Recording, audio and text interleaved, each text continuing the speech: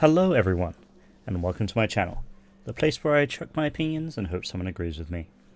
Today, I wanted to speak about Paladins, specifically my favourite character, Kasumi. I wanted to give you a quick rundown on her abilities, and also explain why I like her so much, and also what I think could be done better. Anyway, without further ado, let's begin the video. First things first, her abilities. Kasumi's left click does damage to the enemy and also gives them a stack of curse. The more curse stacks an enemy has, the higher damage Kasumi does them, and also the lower damage they do themselves. This is a really cool ability. I really love it when I chain a bunch of hits back to back.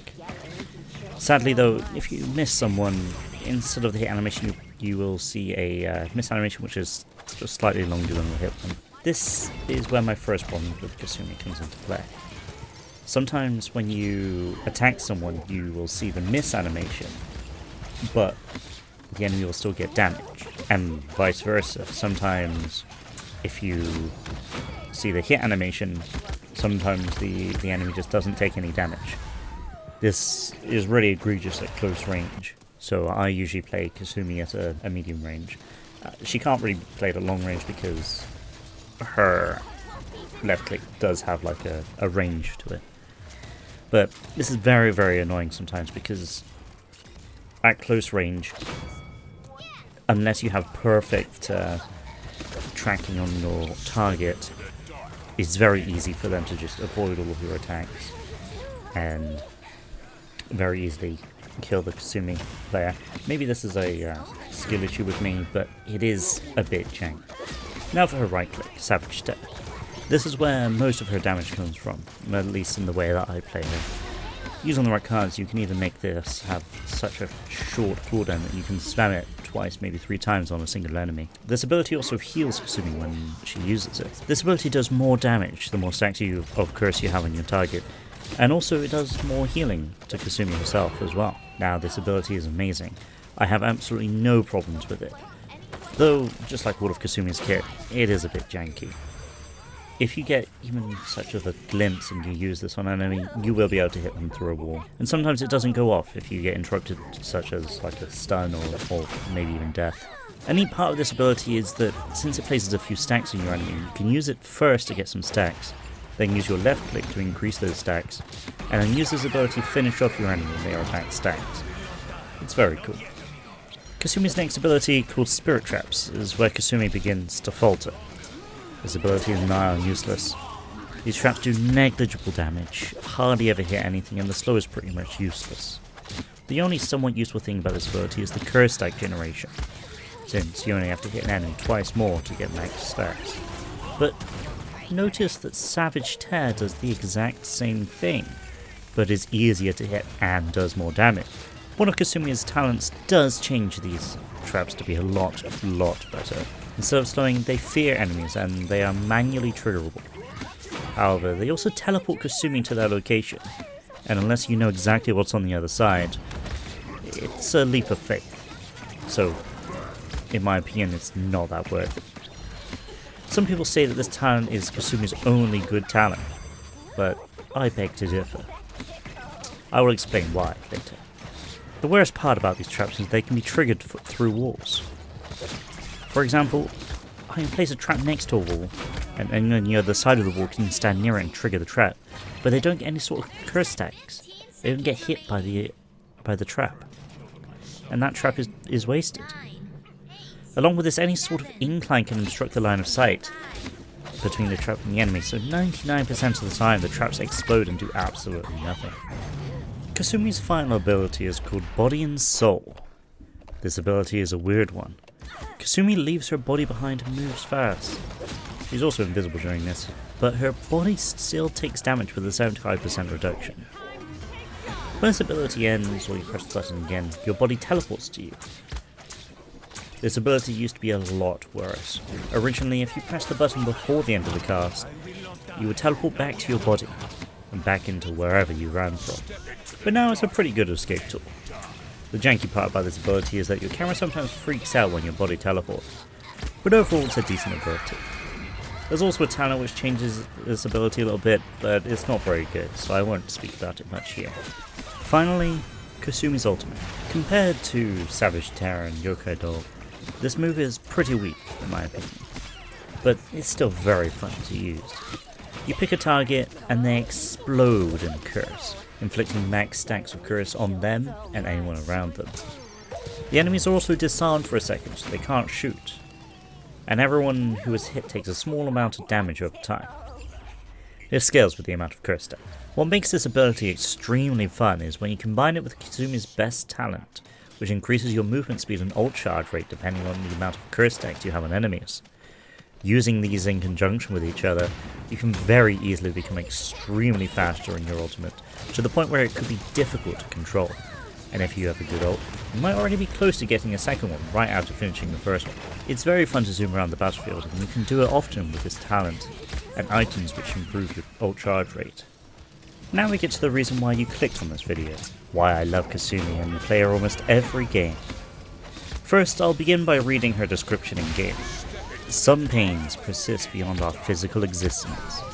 The bitterest concoctions pale compared to the taste of betrayal by those you hold dear. Once by a house meant to protect, twice by family with barren hearts, thrice by the world. You couldn't imagine such pain. Thankfully, you won't have to imagine. Powers from beyond the grave infuse this angry spirit on her path of vengeance, and your pain pleases her. It is your privilege to suffer at her hands. It is your fate to atone for the sins of the world. It is your honor to arrive. Now struggle and die, and offer your souls to Kasumi, death's hell, for she is coming for you all. Isn't that just so cool? She got betrayed not once, not twice, but 3 times, and was resurrected just to inflict the pain she felt upon others. I think that's such an interesting backstory, and I really want to know who betrayed Kasumi, especially who the house and the family was. I do have a bit of an idea, but I'll save that for a potential lore video. I want to also mention another reason why I love Kasumi, her skins. To start with, her default skin. When you hear default skin, you might expect it to be relatively bland, but Kasumi's default skin is extremely good in my opinion. She has a lovely traditional Japanese hat on, which also kind of makes her look like a scarecrow. Her outfit is a simple yukata, of course ripped and tattered because she has been dead for a long while, which is also shown on her pale blue skin. My favourite part about her default skin though is the raven on top of her hat. My favourite bird is a raven, so seeing one here really does make me happy. Her voice in this skin is a very scary, ghostly sounding voice, showing that she is a spirit. But also, she often speaks Japanese. Now, as most people know, I am a weeaboo, so a character speaking Japanese really does make me happy. I'll play a few voice lines here, so you can listen to what she sounds like. My world is immaterial, but this money is not. Suyu no yo wa, suyu no yo nagara, sari nagara. I can't wait to tell them how I felt about that. Keep them off my point. Do we get to kill them now? Kasumi has 4 other skins, 2 of which are color changes of her default one, all with the same voice as the default skin. Evil Spirit has a lighter theme, and Golden Kasumi makes her gold. Personally, I think it's one of the best golden skins in the game. The 3rd skin looks a bit like Mulan, and I don't think it's very good compared to the other skins, and the voice definitely does not fit this one. But the final skin is where it's at. It is, in fact, my favourite skin in the entire game, and you can probably see why. I'm not sure if they took inspiration from Himiko Toga, or if this is a crossover, but it's very clearly related to that character in some way. Now, I've never watched My Hero Academia, but I absolutely love yanderes in any anime, and this skin very clearly is based off that kind of character. I really enjoy the school uniform, and the cheerleader doll that Kasumi has. My favourite part of this skin though is the voice. Whoever voiced this skin did an amazing job at conveying the yandere character traits, and the psychotic laughter she does is so good. I'll let you listen to some right now. Sniper! Your souls are mine! Love me, love me, love me, love me! Ah! Oh. How dare you! Not ready yet! My love won't be denied!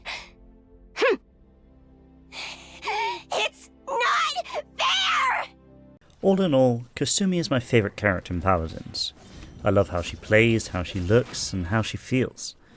Aside from the jankiness and a few flaws here and there, I think she's a very good character who can be extremely powerful in the right hands. And of course those right hands are mine. Anyway, that's what I wanted to say, and I hope this convinces you to give Kasumi a go. She's really fun. But yeah, thanks for watching. If you stayed to the end, thank you so much. And if you enjoyed this video, please like and share and subscribe, because it helps me out a ton. Anyway, I'll see you in the next one. Bye bye.